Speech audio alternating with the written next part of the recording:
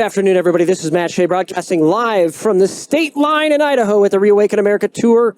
And, you know, there is so many people out here that are quality folks. It has been fantastic. It's my pleasure today to introduce Sheriff Brian Burnett, Chelan County, Washington, and also a very constitutional-minded sheriff. Thanks for joining me on Patriot Radio today. Great to have you on. Thanks, Matt. Really appreciate it. So let's talk a little bit about this fight right now that we're seeing in Washington State for local control. It's all over the country, but it's really kind of coming to a head right now in Washington State. Local control of law enforcement just is being attacked, but that's a foundation and a bedrock of America. Absolutely. And you know, this isn't something that just snuck up on us, but I'm starting to watch this happen over the course of time. And as a Washington State Sheriff's Association, the current president, I'm a past president for the Washington State Sheriff's Association, police chiefs and sheriffs. And I've been in law enforcement since 1998. I've been the elected sheriff since 2011.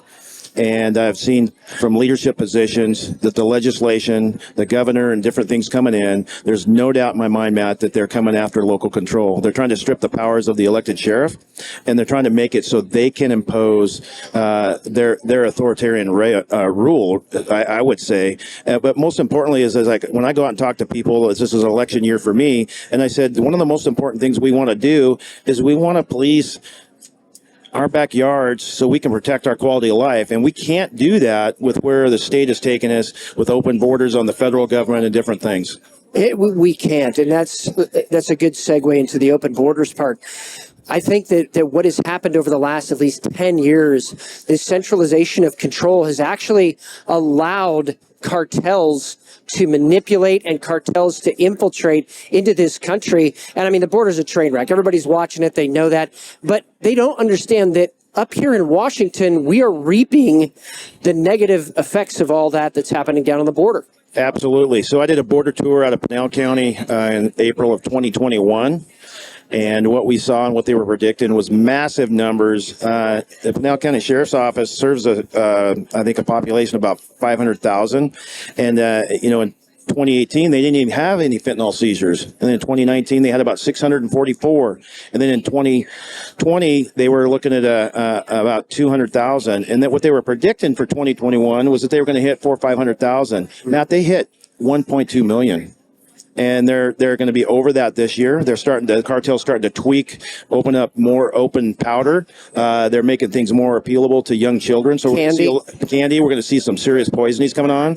And so I came back to Chelan County. I said, this is what you can expect. We need to get ready for it, and we need to make some changes. And what are we going to do? And then the legislative changes happen with the Blake Law and the decriminalization, I'll call it, of dangerous drugs. And it's making it difficult. And they're saying, oh, well, it didn't help to hold them accountable, and putting people in jail and incarceration didn't help. But it did. When you go back and talk to the people that got sobriety and actually made it through that, they're saying, I never would have had that if I hadn't been forced into sobriety. And they got into treatment programs, but then the light clicked on. And there's no doubt that we need mentor programs and we need people to come along, faith-based organizations to help them along the way.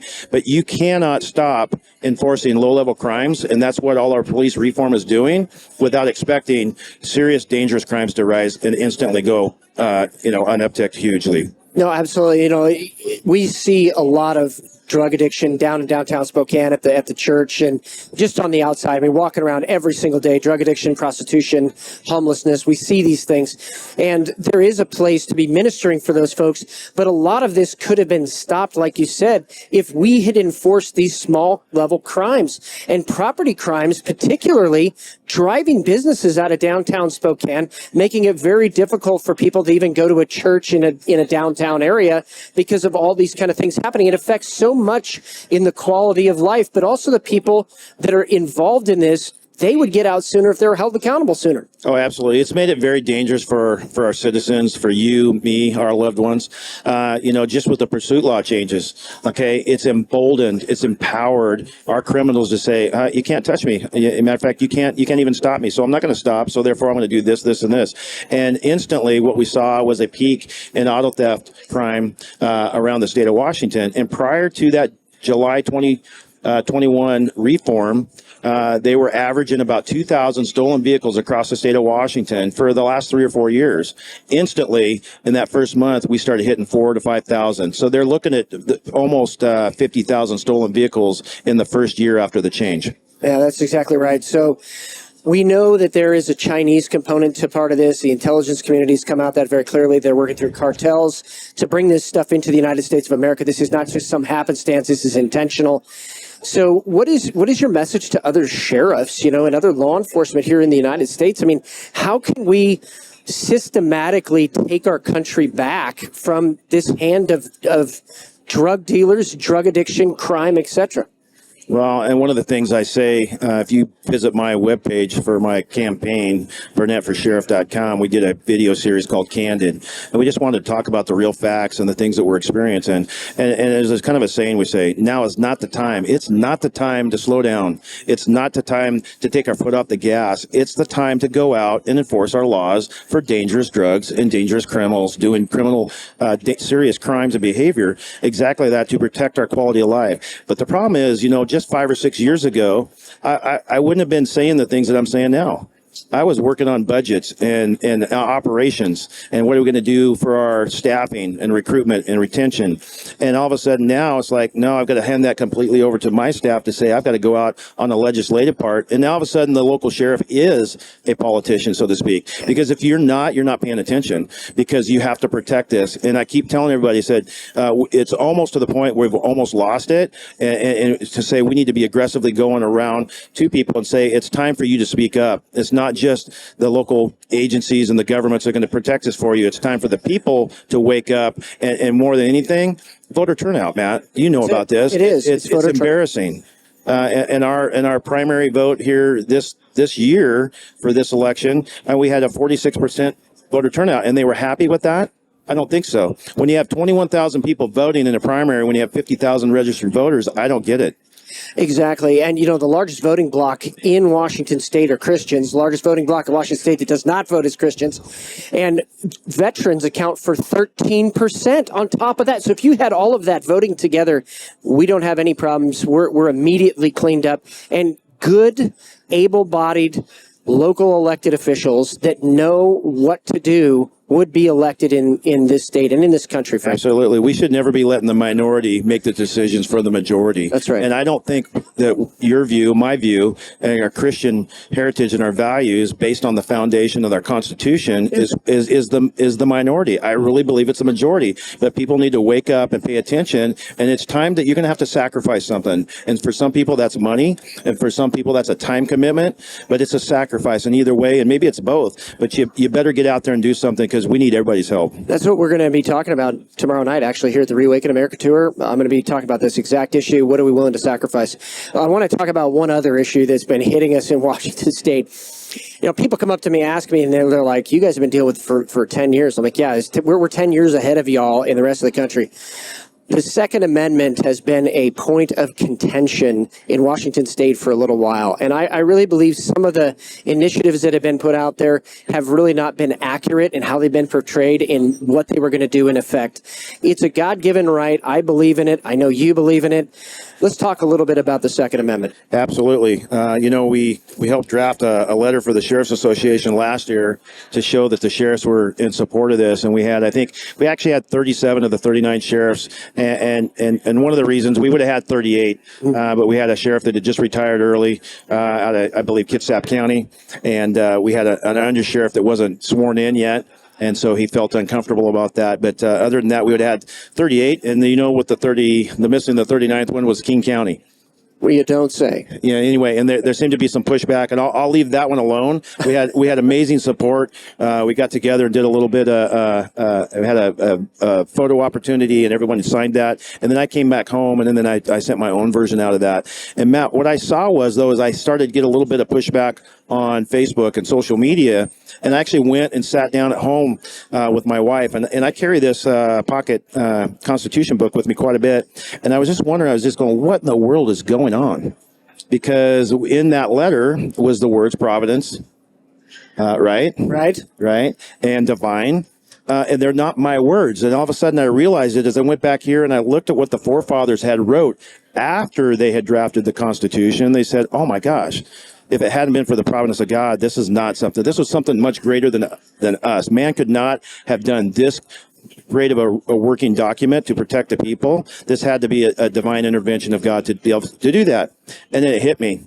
And I looked at the First Amendment and it said, I'll be darned. It's not about the Second Amendment at all, because that Second Amendment is what protects the First Amendment. And I believe that with all my heart right now. And so I want to quote something that's from my little pocketbook here, quote from Benjamin Franklin. It says, only a virtuous people are capable of freedom. As nations become corrupt and vicious, they have more need of masters. And then the next one is from John Adams. It says, our Constitution was made only for a moral and religious people. It is wholly inadequate to the government of any other. And there's going to be a lot of people who don't like that statement, but I believe that to be true and accurate.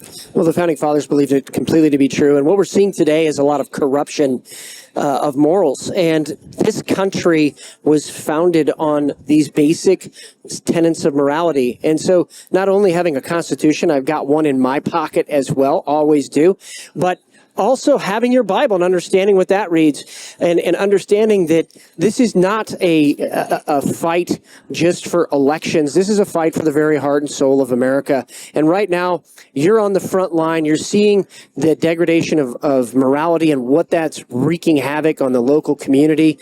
What is, though, your message of hope? Because I think our better days are ahead. People are waking up to this stuff. They've had enough. And I think that the more that happens, especially over the next 3 years, the more America is going to be righted in a direction that will not only honor the legacy of the Founding Fathers, but we truly will be a great nation into the next generation.